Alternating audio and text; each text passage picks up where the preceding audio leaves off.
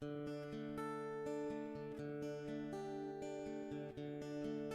established ourselves in the city of New York.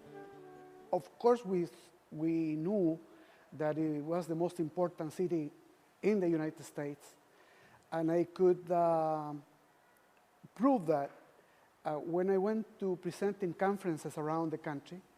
Just the mention coming from New York, it called everybody's attention. So by then, I knew we were on the right path in the city of New York in helping our community to continue its development. Also, I have to mention that we have participated in hundreds of television, radio, newspaper interviews in all this time. That has been very important. We have been very active, not only in founding an organization, but in being member of several others. The Latino movement in the United States, quite frankly, and on the entire planet, is a very fascinating one in this new century that we're coming into. In the United States, we know that Latinos are the fastest growing population in terms of youth movement.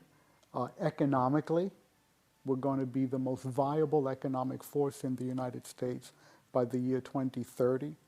By the year 2050, Latinos will be the majority population in the United States. And when you look around the world, the Latino population is going to be a major mover and shaker in terms of culture, in terms of the economy, in terms of the arts, and I think increasingly in terms of education and science. Keep ancient lands your storied pomp, cries she, with silent lips. Give me your tired, your poor, your huddled masses yearning to breathe free, the wretched refuge of your teeming shore. Bring these, the homeless, tempest-tossed to me. I lift my lamp beside the golden door.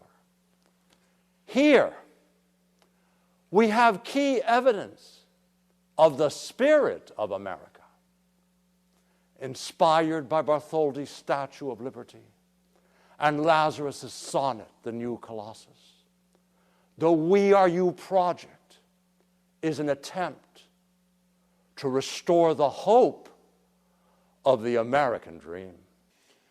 First of all, you have to remember I'm the founder of El Museo del Barrio and its first director, which is a museum that was dedicated to the Latino culture, dedicated to the Puerto Rican culture. So when you talk about identity, my identity is larger than the notion of my mother being Puerto Rican, my biological father being Portugal, my stepfather being Puerto Rican. It's larger than that. I'm not stuck there. I'm not hostage to it. I saw myself as an American. I would probably want to consider myself an American Latino artist. I mean, you get an American black artist, so and that really defines the black experience. But the Latino experience it's just as complicated, and it's just as complicated as just being an American. Cuban American or American Cuban? Well, this is the way I look at it. Because I have thought about this many times. I am an American citizen. God bless America. However, I was born in Cuba, which makes me a Cuban American. Que soy un latino, que vengo acá para dejar mi testimonio, para ser el americano. Ahí dice latinoamericano, americano. Sudamericano. It's a really interesting situation because I left Cuba when I was 7 years old, and I lived in Spain for 2.5 years in Madrid, and I arrived in the United States in 1974.